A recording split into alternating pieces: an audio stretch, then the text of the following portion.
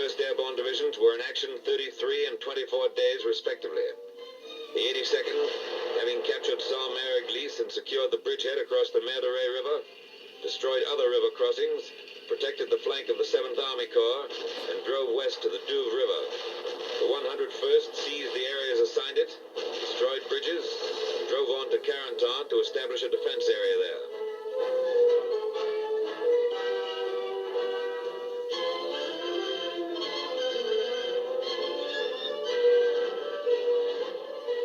Troop carrier, the commanding general of the 82nd Airborne Division sent this commendation. Under most difficult conditions, including landing under fire in enemy-occupied terrain, glider pilots did a splendid job. On the ground, they rendered most willing and effective service, providing local protection for the division command post during the most critical period when the division was under heavy attack from 3 sides.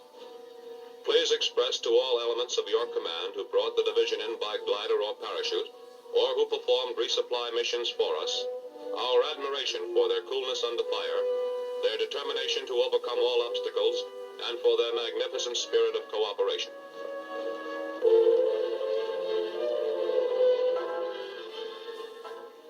This is part of the price paid for 6 and 7, June 1944.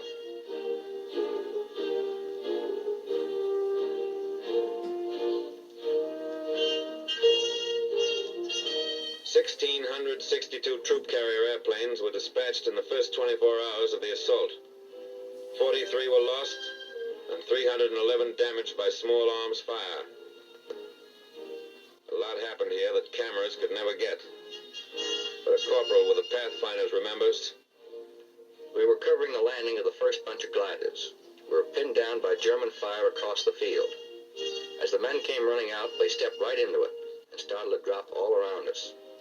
The German cannon blew one glider right apart. A veteran glider pilot. A night glider operation means more landing casualties and extreme difficulty in unloading. It is certainly not desirable if a dawn or dusk landing is at all practicable. A power pilot. I flew in a parachute serial the first night, and the navigation aids really worked. But I couldn't see the light T, which was supposed to be on my drop zone. A War Department observer who entered combat with one of the airborne divisions.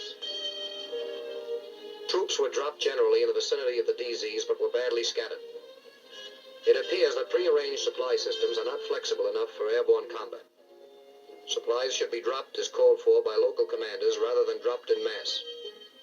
Large-scale parachute resupply drops are wasteful and should be restricted to emergencies. More attention should be paid to switching over to ground supply as soon as possible. A troop carrier liaison officer. Our Pathfinder teams, in 2 cases I know of, suffered heavy casualties. The light Ts, which we expected so much help from, were only 10% operational due to enemy fire. 50% of the resupply drop landed in enemy hands.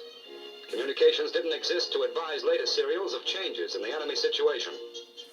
Troop carrier operations and communications personnel should move with the first parachute or glider units. 89% of the horses and 50% of the wackos crashed in landing. But 75% of personnel and equipment were ready for combat.